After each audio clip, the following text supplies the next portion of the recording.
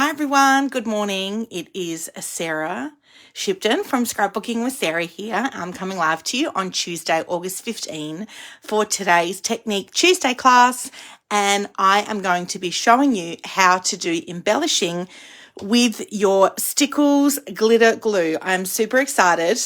I also think I have our video orientation worked out. It looks like I am live horizontally, so if there is anyone watching the video, I would be very interested to know if you can see the orientation properly. So let's get straight into it. Now, this is our week 3 challenge for August.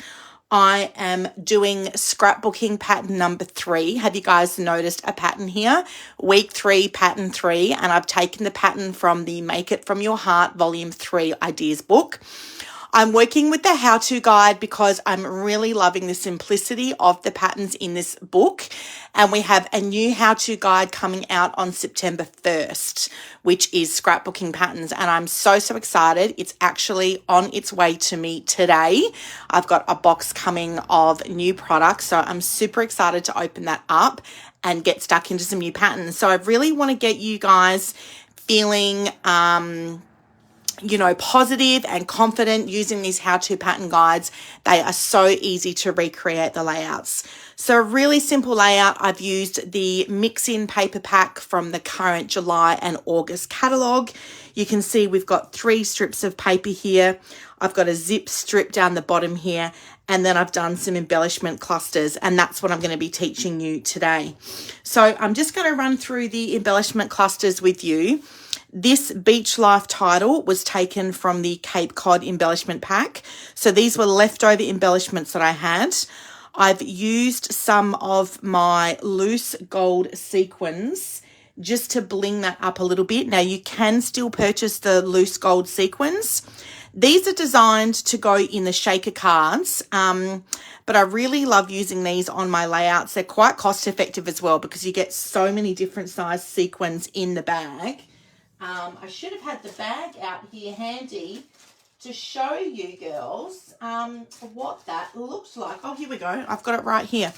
So we've got the gold loose sequins. So you can see they come loose like this in the bag.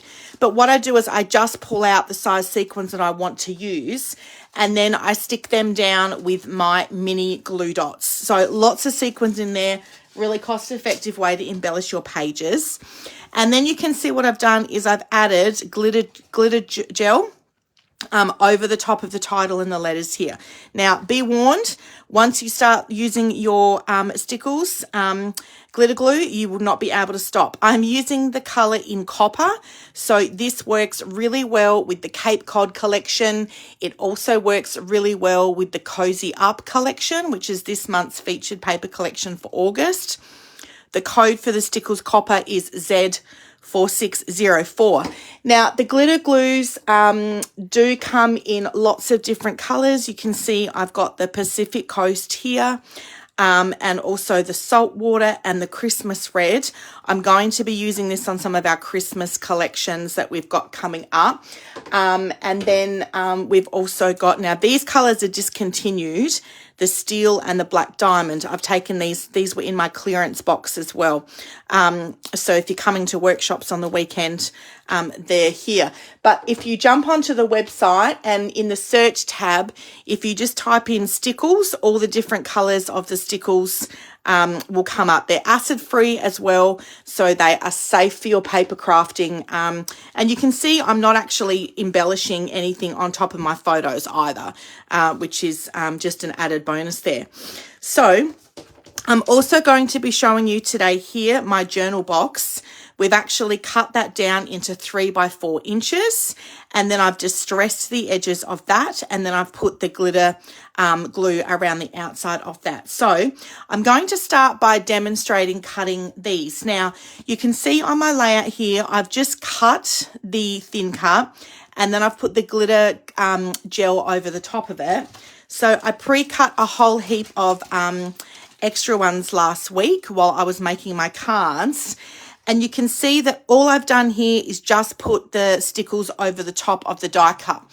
But if you have had a look at my cards that I created at our card making class, I did something a little bit different with these ones, and I actually sponged the outside of the shell. You can see you've got that darker inky look around the shell, and then I've put the glitter glue over the top of it. So that is a fun little technique. You can see I've done this here with the blue shell as well, and I think this turned out much nicer having the embellishments. Oh, I don't think I sponged. Oh no, I did very lightly sponge that one. I think it turned out much nicer sponging the shells first before I put the glitter glue over the top of it. So I'm actually going to show you that technique today. Now, here are some pieces that I've pre-cut earlier, but I want to demonstrate doing that in my Cuttlebug today. So the thin cuts that I've used are from the Cape Cod card making workshop kit. Now there's only a few packs of these kits left. You get your stamps inside there, but then you also get a sheet of these thin cuts as well. So you will note that the thin cuts do not actually match the stamps, okay? So quite often our thin cuts will coordinate with the stamp, and you will sit your thin cut over your stamped image, and then you've got a perfect cut for your stamped image. But I love that this stamp set and thin cut set is completely different. So you're actually getting quite a lot of versatility here with this particular thin cut set. So with our card making workshops, they do come exclusive with a stamp set and a thin cut. But the thing I love about this is that they work perfect on your scrapbooking layouts, which is what I have done. So what we're going to do is I'm going to get my magnetic cutting mat out, and I am going to grab, I keep a bag of scrap White Daisy cardstock handy. I might not have anything wide enough. This will do. I put my scraps of my White Daisy in that bag because quite often you'll get a whole sheet of White Daisy in your workshop kits, and more often than not, you don't need a whole sheet. So I'm popping my cardstock down on my magnetic cutting mat, and then these are my die cuts, and I'm just going to pop my die cuts face down. Now, if you don't have one of these magnetic cutting mats, you will see how easy this is. I don't need to put any washi tape over the top to keep my thin cut in place. Now, you can see that this bit of cardstock is not wide enough for my die cut, but that's okay. I'm going to cut it anyway, because more often than not, the really fun thing is that you will actually tuck shells underneath one another. So this one I've stuck straight onto the card, and this one I've put 3D foam tape over the top. So I'm not going to bother with trying to find a little bit of paper. I'm going to lose this little bit here of the starfish, but it's not the end of the world, because I can still use it and pop it on my scrapbook layout. So I've got my Cuttlebug here, and my FedEx guy has literally just pulled up with my order. How is the timing? I made the cat go outside this morning, girls. I waited for her to eat. Otherwise, she'll be meowing while I'm trying to do my video. Now, one thing I did note with this particular die cut is that if you don't press down hard enough, you will get very slight indentations of the die onto the cardstock. So what I decided to do with this particular die cut is I've got an extra shimmy bit of cardstock that I'm going to use. Excuse me for just a moment. Hello, can you just leave it on the doorstep? Thank you. I'm just calling out to him through the window there. So I've got an extra shimmy bit of card here. I'm actually putting that over the top of my A plate because it just is going to give a little bit more of a thickness. I'm putting my magnetic cutting mat down now. I want to make sure that my cardstock is on top of my A plate. And then I've got my C plate over the top of that, okay? So I've just put that little bit of card in there to act as an extra shim to give a little bit more thickness there before I put this through my embossing machine. So we're going to pop it in there like so. I get that started, and then I'm going to run that through my embossing machine. Now, I'm actually going to bring it back one time, okay? And then I'm going to go forward again another time. So sometimes the dies, if they've got very intricate patterns on them, you need to run them through your embossing machine a couple of times to make sure that you get that perfect cut. So I'm still using my trusty Cuttlebug. It was only $100 when I bought it on sale at a craft fair. You can't really buy die cutting machines. Well, that particular brand here, this is a Cricut brand. Cricut don't manufacture the Cuttlebug machines anymore because most people use the electronic die cutting machines, the Cricuts themselves. So Close to My Heart manufacture their own die cutting machine now as well, girls. So you'll find that on my website. It is a big investment. The die cutting machines are $264, but they're a one-time purchase, which is really, really handy. Now, a little tip here, make sure you've got your tweezers handy. Because I've now used that extra shim, the die itself is going to, the piece of cardstock, sorry, is going to be pressed down into my die cut. So what you want to do is make sure you've got your tweezers handy, or I've got one of these piercing tools. We don't sell this piercing and embossing toolkit anymore, but just get the end of your tweezers and you can just punch out your cardstock there. You'll see that because I've ran that through really well, there's still some cardstock stuck inside there, and that's why you've got those holes on the opposite side of your die, so you can push that through and make sure you get that out. That one's worked really well. So we've got that one and that one. Oh, that one's popped out really nicely as well. Excellent. This shell here, we're just going to push that through. Yep, excellent. That one's come out. So with the scrapbooking layout, if you're going to replicate like the one that I've done, I just used scrap or leftover bits of die cuts that I had already punched out. So, I mean, the way I see it is that you're running your die cutting machine, you're running your thin cuts through your die cutting machine anyway. So you can see that I had plenty of room to cut extra dies on my mat. If I'm running it through anyway, then I just put all my dies on, and then you end up with these extra bit of pre-punched out embellishments. So these are sitting in with my leftover Cape Cod embellishments, the acrylic shapes, and then I can use this now on other scrapbooking layouts and on other cards, which is really fun. Okay, so I've got my thin cuts all cut out. I'm going to pop these back onto the carrier sheet. So this is magnetic, which means that once you've punched your dies out, you can pop them back onto your carrier sheet, and then they go back into your stamp set holder. Okay, so what we're going to do now is we're going to sponge these, and then we're going to add some glitter glue over the top of it. I'm just going to get some scratch paper before we do that though, girls. I'll be 2 ticks.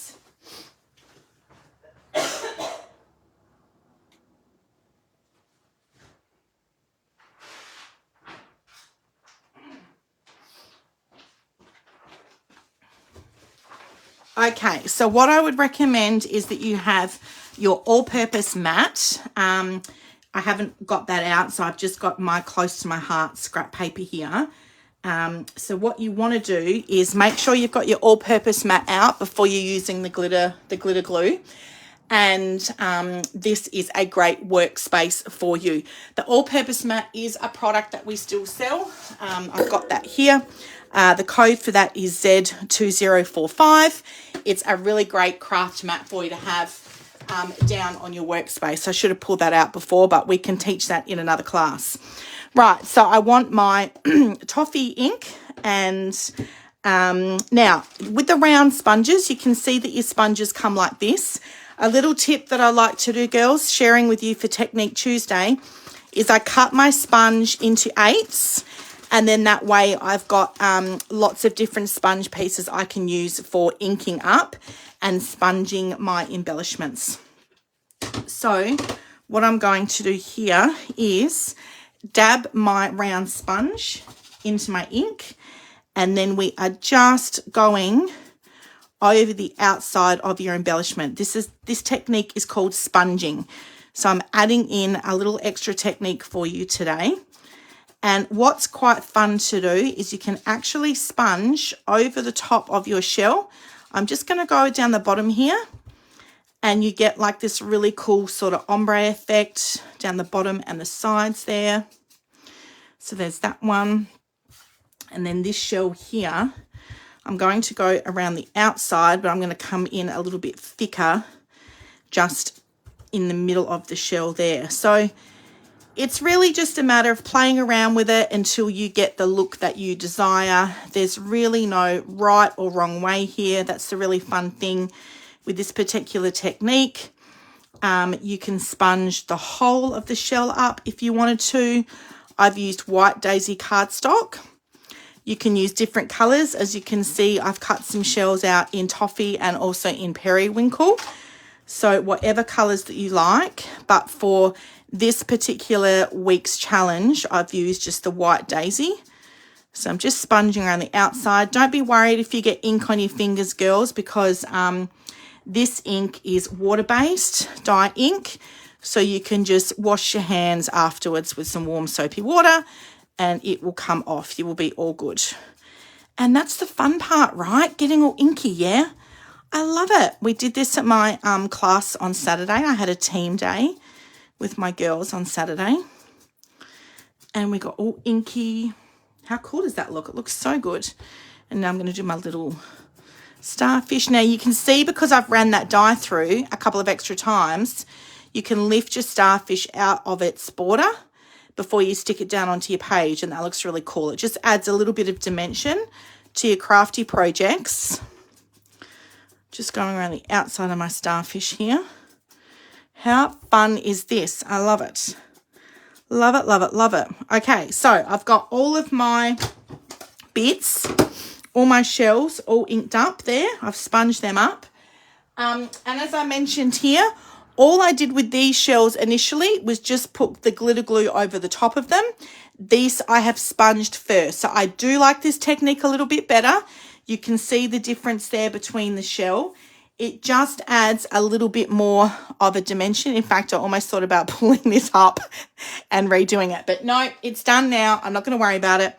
I've got some extra shells that I can use.